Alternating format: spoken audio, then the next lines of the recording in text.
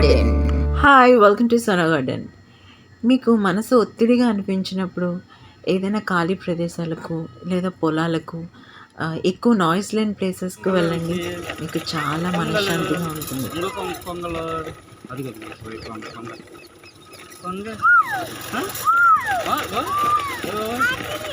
ఎప్పుడు ఇంట్లోనే ఉంటూ, అదే టీవీ చూస్తూ, అవే పనులు చేసుకుంటూ, రొటీన్ లైఫ్ గడిపే వాళ్ళలో ఒక విధమైన స్ట్రెస్ ఉంటుంది తెలుసా?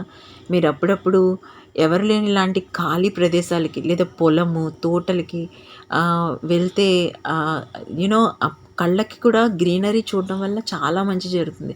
మేము స్టార్టింగ్ వెళ్ళినప్పుడే అక్కడ మొత్తం పుట్టగొడుగులని మేము చూడటం జరిగింది. సో, అదంతా పొలాలు కదా! సో, ఆ తడికి, ఆ తేమకి పుట్టగొడుగులు విపరీతంగా వస్తాయన్నమాట. సో, చాలా బాగా ఉన్నాయి ఇవి. కానీ ఇక్కడ ఏంటంటే ఎవరు పట్టించుకోరు. అవి వచ్చినా పెద్దగా పట్టించుకోరు. ఇవి గేదెలు అవి మేత మేస్తా ఉంటాయి. అవి అలా వెళ్ళిపోతున్నాయన్నమాట. ఒక బ్యూటిఫుల్ కొలను చూశాను. అది ఎంత బావుందంటే కమలాలు కూడా చాలా స్పెషల్‌గా ఉన్నాయి. ఎంత బావున్నాయంటే అంత బావున్నాయి. సో, ఫెన్సింగ్ ఏసారు కాబట్టి లోపలికి వెళ్ళడానికి లేదు. ఉన్నా కూడా వెళ్ళడానికి నాకు చాలా భయమేసింది. ఎందుకంటే అందులో చాలా పాములు కూడా ఉంటాయి అనిపించింది. గడ్డి అంత దారుణంగా ఉంది అక్కడ. చక్కగా ఎవరిదో ప్లేస్ అనుకుంటా వాళ్ళు స్పెషల్‌గా ఇంకా అలా వదిలేశారు. ఆ కొలను ఉండి లోపల మనకిక్కడ చూస్తుంటే ఇట్లా కనిపించాయి. సో, కానీ మేము వెళ్తున్నప్పుడు ఆ తామరాకుల మీద నీటి బొట్లు ఏదో ఒక లైటింగ్ లాగా కనిపించింది మాకు. చాలా చాలా బాగా నచ్చింది. ఆ లోపల ఫ్లవర్స్ కూడా ఇవి మనం రెడ్ ఫ్లవర్స్ చూస్తాము. పింక్ లేదా వైట్ కలువ పూలు చూస్తాము కదా! ఇది ఎలా ఉందంటే పింక్, వైట్ కలిసినట్టుంది. డబుల్ కలర్ వచ్చినట్టుంది. చాలా చాలా బావుంది. వరి పొలాలు నారు పెట్టేశారు మొత్తము. చక్కగా ఇప్పుడు ఎదుగుతున్న స్టేజ్ అనమాట. మిడిల్ స్టేజ్‌లో ఉంది. సో, క్రాప్ పెట్టి ఎన్నో రోజులు అవ్వుండదు నాకు తెలిసి. సో, అవి ఇంకా ఐ మీన్ ఆహ్, ఇప్పుడు చూడండి ఇవి మొన్నే ఇది చేశారనమాట. అంటే మొన్నే నాటారనమాట. సండి విత్తనాల్ని వేరే చోట వేస్తారు. తర్వాత అవి వచ్చిన మొక్కల్ని కట్టలుగా కట్టి తీసుకొచ్చి పొలాలు దున్నిన తర్వాత ఆ చిన్న చిన్న మొక్కల్ని నాటుతారనమాట. దాన్ని నూర్పు సంథింగ్ అంటారు. సో, ఇప్పుడు అది చేసిన తర్వాత పొలాల స్టేజ్ అనమాట ఇది. అందుకే అలా ఉంది. ఒక 2 నెలల తర్వాత వెళ్ళామంటే ఫుల్‌గా వాటికి ధాన్యాలొచ్చేసి ఎండిపోయి కనిపిస్తది చక్కగా. సో, ఈవినింగ్ టైం గదా! ఆకాశం కూడా చాలా చాలా బావుంది. కళ్ళకి ఆ గ్రీనరీని చూడడం కూడా చాలా చాలా మంచిది. మనం ఎప్పుడూ ఆ టీవీ రేస్‌ని ఇంట్లోనే ఉండి చూసిన వాటినే చూస్తూ ఉంటే అది కళ్ళకి కూడా ఒక రకమైన స్ట్రెస్సే యాక్చువల్‌గా. గ్రీన్‌ని ఎక్కువగా చూడడం వల్ల కూడా మీకు తలనొప్పి వచ్చినప్పుడు మీరు గ్రీన్‌ని చూడటం వల్ల కూడా తగ్గుతదంట తెలుసా? సో, గ్రీన్ ఎక్కువగా చూడటం అంట కళ్ళకి ఎఫెక్ట్ చాలా తక్కువ ఉంటదంట. కొన్ని కలర్స్ చూసినప్పుడు కళ్ళు స్టెయిన్ అయితాయంట. కొన్ని కలర్స్ చూసినప్పుడు కళ్ళు కామ్ అయితాయన్నమాట. సో, అట్లాంటి వాటిలో గ్రీనరీని చూడడం, పొద్దున్నే లేచి గ్రీన్‌ని చూడడం, మొక్కల్ని చూడడం నిజంగా అది మంచి అలవాటు. ఎందుకంటే కళ్ళకి కూడా ఆ కలర్ మంచిదంట. సో, లోపలికి వెళ్తూ ఉండగా మాకొక పెద్ద చెరువు కనిపించింది. అసలు ఇటువైపు ఇట్లాంటి చెరువు ఉంటది అది గూడా తెలీదు నాకు. సో, ఎంత బావుందంటే చెరువంతా చాలా చాలా బావుంది. మొత్తం వీటినే తీస్తాం మమ్మల్ని కూడా తీయని మా వాళ్ళు హాయ్ చెప్తున్నారు. చూడ్డానికి అసలు వేరుగా ఉందండి. ఇంత కామ్‌గా ఇలా ఒక పెద్ద చెరువు సరస్సు అనాలా? చెరువు అనాలా? నాకు తెలియట్లేదు. చాలా పెద్దగా ఉంది. దీనికి కాలువ అనాలా తెలీదు. కాలువ అంటే సన్నగా ఉంటది కదా! ఇది చాలా పెద్దగా ఉంది. పోనీ ఒక ఒక ఒక ఒక డిస్టెన్స్‌లో కనిపించేలా ఉంటే దాన్ని చెరువు అంటాము. ఇంకా ఇటు అటు నాట్ ఎండింగ్ అనమాట. అలా పోతానే ఉంది. సో, సరస్సు అనాలో కూడా నాకు తెలియట్లేదు. కాలువ అంటారు. దాన్ని ఏమంటారో నాకు తెలీదు. మీరు ఒకసారి కామెంట్ చేయండి నాకు. అది చెరువా? సరస్సా? కొలనా? కాలువ? ఏంటనేది. చాలా పెద్దగా ఉంది. అండ్ ఈవినింగ్ టైము కొంచెం కొంచెంగా డార్క్ అవుతుంది. జనాలు తక్కువగా ఉన్నారు. ఆ పొలం పనులు చేసుకునేవాళ్ళు తప్ప అక్కడక్కడ ఇంకెవరూ లేరు. ఎంత కామ్ అండ్ డార్క్ ప్లేస్‌లో కంపల్సరీగా పాములవి డెఫినెట్‌గా ఉంటాయి. మేము ఆల్రెడీ ఈ కాలువ దగ్గరికి నడుచుకుంటూ వెళ్తున్నప్పుడు పక్క నుంచి కాలువలోకి ఏవో దూకినట్టు సౌండ్ అనమాట. మేబీ అవి పాములు కావచ్చు, కప్పలు కావచ్చు, ఇంకేమన్నా కావచ్చు. సో, అవి గట్టు మీద ఉండి మేమొస్తున్న శబ్దానికి డబడబా దూకేసినాయనమాట. ఆ వే అంతా నడుచుకునే దారి మొత్తం ఏవో పైనున్న గట్టు మీదున్నవి నీటిలోకి దూకిన సౌండ్లు. ఫస్ట్ భయమేసింది. సో, అటు ఇటుగా కూడా ధైర్యంగా వెళ్ళిపోతే ఆ సౌండ్‌కి అవి వెళ్ళిపోతాయి కదా అని చెప్పేసి వెళ్ళాం. జిల్లేడు పొదలు. ఈ జిల్లేడు కాయలు స్పెషల్‌గా ఏంటది చిన్నప్పుడు చాలా భయపడేవాళ్ళమండి. ఆ జిల్లేడు పాలు పడితే కళ్ళు పోతాయి అట్లా అనేవారు. ఊర్లలో ఎక్కడ చూసినా జిల్లేడు పొదలు కనిపించేవి. కానీ ఇప్పుడు ఆ జిల్లేడు చెట్లు ఎవరు ఎక్కడ పెంచట్లేదు. బయట ఎక్కడ పొలాల దగ్గరే ఉంటున్నాయి. ఏ కార్తీక మాసం టైంలోనే ఎవరో బయటికెళ్ళి పొలాల దగ్గర తెచ్చుకుంటున్నాం. ఇంట్లల్లో అసలు జిల్లేడు పాదులు మొక్కలు అసలు కనిపించనే కనిపించట్లేదు. ఇంక పొలం నిండా తాడి చెట్లే ఉన్నాయండి. తాడి చెట్లు పొలోమని తాటికాయలు తెగ పడిపోయి ఉన్నాయి. ఆ తాటికాయలన్నిటిని ఏరి కుప్పలుగా పూస్తున్నారు. సో, కొంత స్పేస్ ఇదంటే వరి పొలం కాదు. ఇదంతా గడ్డి. అంటే పశువుల కోసం పెంచుతారు. యూరియా వేసి గడ్డి పెంచుతారు. సో, ఆ గడ్డి మేట్లనమాట ఇప్పుడు ఇందాక మనం చూసినవి.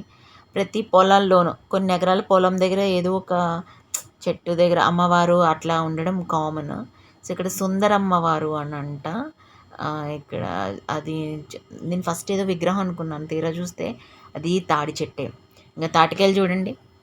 ఎన్ని తాటికాయలున్నాయి. మొత్తం ఆ సరౌండింగ్స్ మొత్తం భయంకరమైన స్మెల్. అంటే ఆ తాటి స్మెల్ అనమాట. ఇంత దూరమైన పొలంలో కూడా ఇల్లు కట్టుకొని ఉన్నారు చూడండి. రాత్రులు ఇక్కడ ఉండాలంటే నిజంగా టెన్షన్ అండి. మామూలుగా ఉండదు. సో, వాళ్ళ పొలం కాబట్టి వాళ్ళ పొలంలో వాళ్ళు ఇల్లు కొంతమంది ఊర్లలో అలాగే ఉంటారండి. వాళ్ళ పొలంలోనే వాళ్ళు ఇల్లు కట్టుకొని పొలాన్ని చూసుకుంటూ ఉంటారు. అది నిజంగా ఒక రకంగా సేఫే. ఎందుకంటే పొలానికి అయితే రాత్రి లేచి మళ్ళీ పొలం దగ్గరికి వెళ్ళాలి. కానీ ఇల్లు ఇక్కడే ఉందనుకోండి చూసుకోవచ్చు. కానీ ఏంటంటే పొలం దగ్గర ఊరు ఉండదు కదా! అదొక ప్రాబ్లము. అండ్ ఇంకొకటి ఇక్కడ పక్షులు భయంకరంగా ఎన్ని పక్షులున్నాయి. రకరకాల పక్షులున్నాయి. రామచిలుక మాత్రం పొలోమని ఉన్నాయండి రామచిలుకలు. ఏ చెట్టు దగ్గర చూసినా కూడా రామచిలుకలే. చూడండి ఏదో ఒక పలకలాగా, రాయిలాగా, విగ్రహంలాగా కనబడుతుంది కదా అక్కడ వీడియోలో కూడా.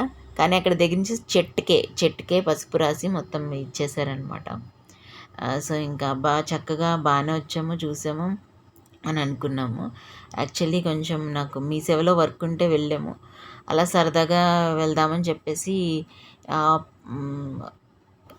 ఇంకా మా పాప ఎప్పుడు ఈ పార్క్‌కి వీటికి తీసుకెళ్తూ రెస్టారెంట్‌కి వాటిలకి తీసుకెళ్తుంటే తనకి కూడా కొంచెం రిలీఫ్‌గా డిఫరెంట్‌గా అనిపించిందనమాట. సో, బండి మీద వెళ్తూనే ఉన్నాం కానీ తను అరుస్తూనే ఉంది. అమ్మమ్మ పక్షులు చూడు, అమ్మమ్మ చెట్లు చూడు. ఇవన్నీ తనకి డిఫరెంట్‌గా కనిపించినాయి అనమాట. స్పెషల్‌గా అనిపించింది. తనకి చాలా బాగా నచ్చింది. నేచర్ ఎవరికి నచ్చదు చెప్పండి? ఎవరికైనా నచ్చుతుంది. ఇలా నేచర్‌లో అప్పుడప్పుడు టైం స్పెండ్ చేయడం నిజంగా మనసుకి చాలా ప్రశాంతంగా కూడా ఉంటుంది. అలా అని మీరు తెల్లవారుజామున రాత్రులు వచ్చారంటే పాములు, గీములు ఉంటాయి. పొలాల దగ్గర ఉన్నప్పుడు చాలా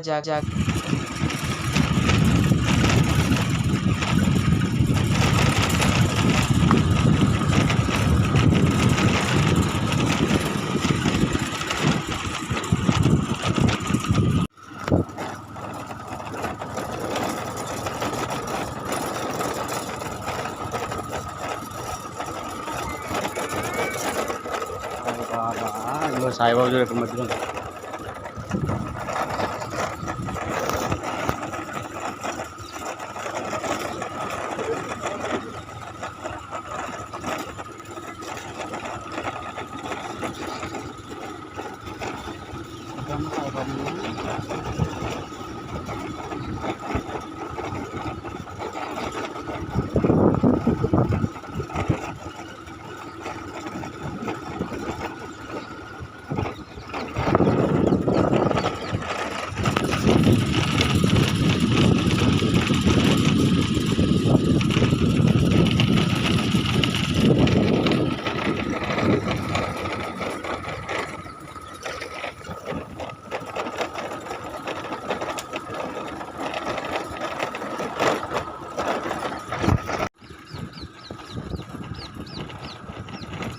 సో, పొలం నుంచి వస్తున్నప్పుడు ఇక్కడ 116 అడుగుల విరాట్ సాయి విగ్రహం ఉంటుంది.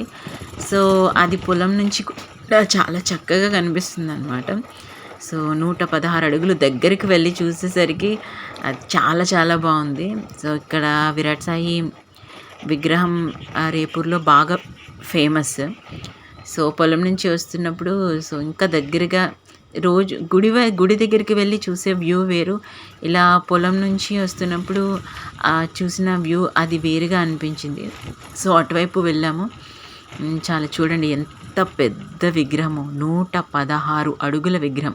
దగ్గరికి వెళ్ళి చూసినప్పుడు ఆ బాబావారి కంటి రెప్ప మీద అండ్ కంట్లోను, మెడ దగ్గర, చేతుల్లోనూ, ఆ వస్త్రాల మడతల్లోనూ పొలోమని పావురాలండి. ఎంత అందంగా ఉందో తెలుసా!